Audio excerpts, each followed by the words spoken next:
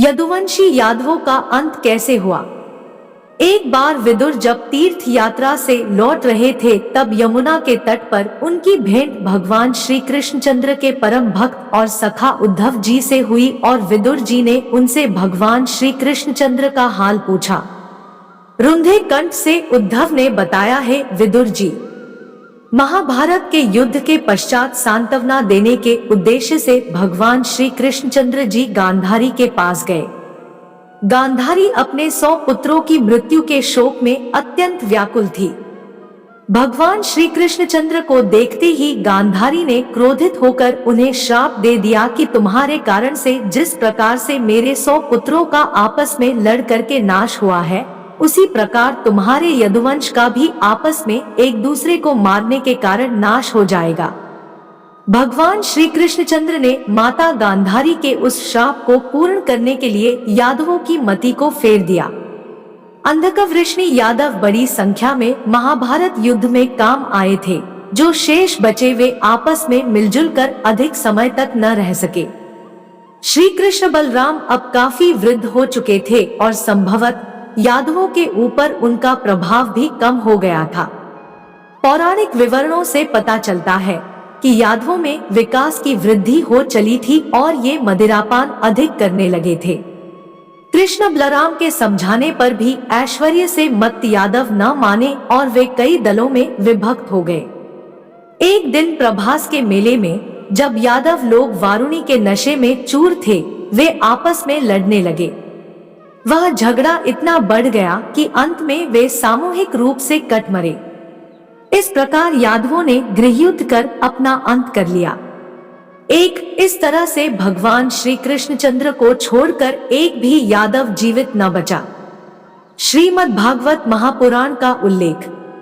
श्रीमद् भागवत महापुराण 2 के अनुसार राजा परीक्षित ने पूछा, भगवान, जब महाभागवत उद्धव जी बद्रीवन को चले गए, तब भूत भावन भगवान श्री कृष्ण ने द्वारका में क्या लीला रची। प्रभु, यदुवंश शिरोमणि भगवान श्री कृष्ण ने अपने कुल के ब्रह्मशाप ग्रस्त होने पर सबके नेत्रादि इंद्रियों के परम प्रिय अपने दिव्य श्री विग्रह की लीला का संवरण कैसे किया। भगवान, जब स्त्रियों के नेत्र उनके श्री विग्रह में लग जाते थे, तब वे उन्हें वहां से हटाने में असमर्थ हो जाती थी। जब संत पुरुष उनकी रूप माधुरी का वर्णन सुनते हैं, तब वह श्री विग्रह कानों के रास्ते प्रवेश करके उनके चित्त में गड़सा जाता है, वहां से हटना नहीं जानता। उसकी शोभा कवियों की काव्य रचना में अनुराग का रंग भर देती है और उनका सम्मान बढ़ा देती है। इसके संबंध में तो कहना ही क्या है। महाभारत युद्ध के समय जब वे हमारे दादा अर्जुन के रथ पर बैठे हुए थे, उस समय जिन योद्धाओं ने उसे देखते देखते शरीर त्याग किया, उन्हें सारूप्य मुक्ति मिल गई। उन्होंने अपना ऐसा अद्भुत श्री विग्रह किस प्रकार अंतर्धान किया। श्री सुखदेव जी कहते हैं, परीक्षित, जब भगवान श्री कृष्ण ने देखा कि आकाश, पृथ्वी और अंतरिक्ष में बड़े बड़े उत्पातक शकुन हो रहे हैं, तब उन्होंने सुधर्मा सभा में उपस्थित सभी यदुवंशियों से यह बात कही, श्रेष्ठ यदुवंशियों, यह देखो, द्वारका में बड़े बड़े भयंकर उत्पात होने लगे हैं। ये साक्षात यमराज की ध्वजा के समान हमारे महान अनिष्ट के सूचक है। अब हमें यहाँ घड़ी दो घड़ी भी नहीं ठहरना चाहिए। स्त्रियां, बच्चे और बूढ़े यहाँ से शंखधार क्षेत्र में चल जाए और हम लोग प्रभास क्षेत्र में चले। आप सब जानते हैं कि वहाँ सरस्वती पश्चिम की ओर बहकर समुद्र में जा मिली है। वहां हम स्नान करके पवित्र होंगे, उपवास करेंगे और एकाग्रचित्त से स्नान एवं चंदन आदि सामग्रियों से देवताओं की पूजा करेंगे। वहां स्वस्तिवाचन के बाद हम लोग गो, भूमि, सोना, वस्त्र, हाथी, घोड़े, रथ और घर आदि के द्वारा महात्मा ब्राह्मणों का सत्कार करेंगे। यह विधि सब प्रकार के अमंगलों का नाश करने वाली और परम मंगल की जननी है।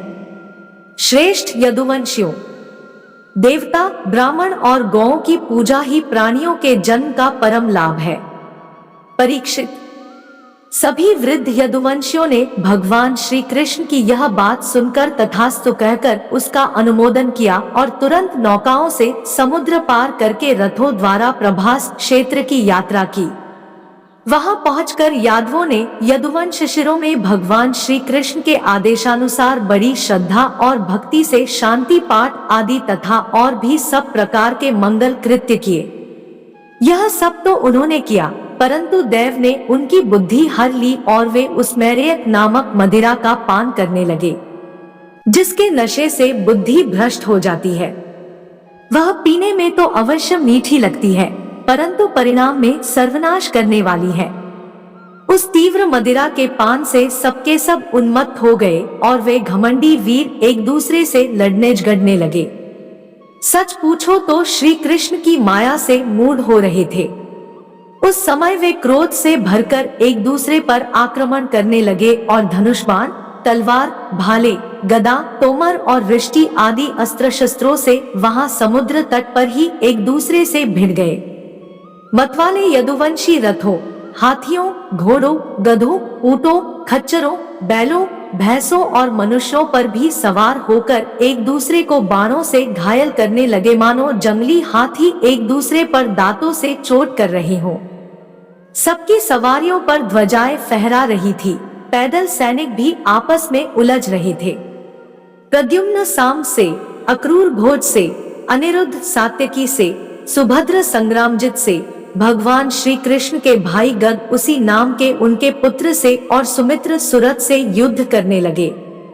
ये सभी बड़े भयंकर योद्धा थे और क्रोध में भरकर एक दूसरे का नाश करने पर तुल गए थे।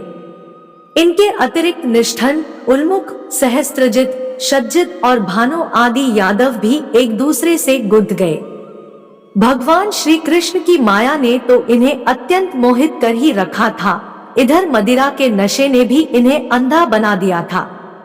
दशारह, वृष्णि, अंधक, भोज, सातवत, मधु, अर्बुद, माथुर, शूरसेन, विसर्जन, कुकुर और कुंती आदि वंशों के लोग सौहार्द और प्रेम को भुलाकर आपस में मारकाट करने लगे। मूढ़तावश पुत्र पिता का, भाई भाई का, भांजा मामा का, नाती नाना का, मित्र मित्र का, सुहृद सुहृद का, चाचा भतीजे का तथा एक गोत्र वाले आपस में एक दूसरे का खून करने लगे। अंत में जब उनके सब बाण समाप्त हो गए, धनुष टूट गए और शस्त्रास्त्र नष्ट भ्रष्ट हो गए, तब उन्होंने अपने हाथों से समुद्र तट पर लगी हुई एरका नाम की घास उखाड़नी शुरू की। यह वही घास थी जो ऋषियों के शाप के कारण उत्पन्न हुए लोहमय मूसल के चूरे से पैदा हुई थी। हे राजन, उनके हाथों में आते ही वह घास वज्र के समान कठोर मुद्गरों के रूप में परिणत हो गई। अब वे रोष में भरकर उसी घास के द्वारा अपने विपक्षियों पर प्रकार करने लगे। भगवान श्री कृष्ण ने उन्हें मना किया तो उन्होंने उनको और बलराम जी को भी अपना शत्रु समझ लिया। उन आताइयों की बुद्धि ऐसी मूढ़ हो रही थी कि वे उन्हें मारने के लिए उनकी ओर दौड़ पड़े। कुरुनंदन, अब भगवान श्री कृष्ण और बलराम जी भी क्रोध में भरकर युद्ध भूमि में इधर उधर विचरने और मुट्ठी की मुट्ठी एरका घास उखाड़ उखाड़ कर उन्हें मारने लगे। एरका घास की मुट्ठी ही मुद्गर के समान चोट करती थी। जैसे बांसों की रगड़ से उत्पन्न होकर दावानल बांसों को ही भस्म कर देता है, वैसे ही ब्रह्मशाप से ग्रस्त और भगवान श्री कृष्ण की माया से मोहित यदुवंशियों के स्पर्धामूलक क्रोध ने उनका ध्वंस कर दिया। जब भगवान श्री कृष्ण ने देखा कि समस्त यदुवंशियों का संहार हो चुका है, तब उन्होंने यह सोचकर संतोष की सांस ली कि पृथ्वी का बचा खुचा भार भी उतर गया। दोस्तों, वीडियो अच्छा लगा हो तो वीडियो को लाइक और शेयर करें और ऐसे ही वीडियो देखने के लिए हमारे चैनल को जरूर सब्सक्राइब कर ले। धन्यवाद।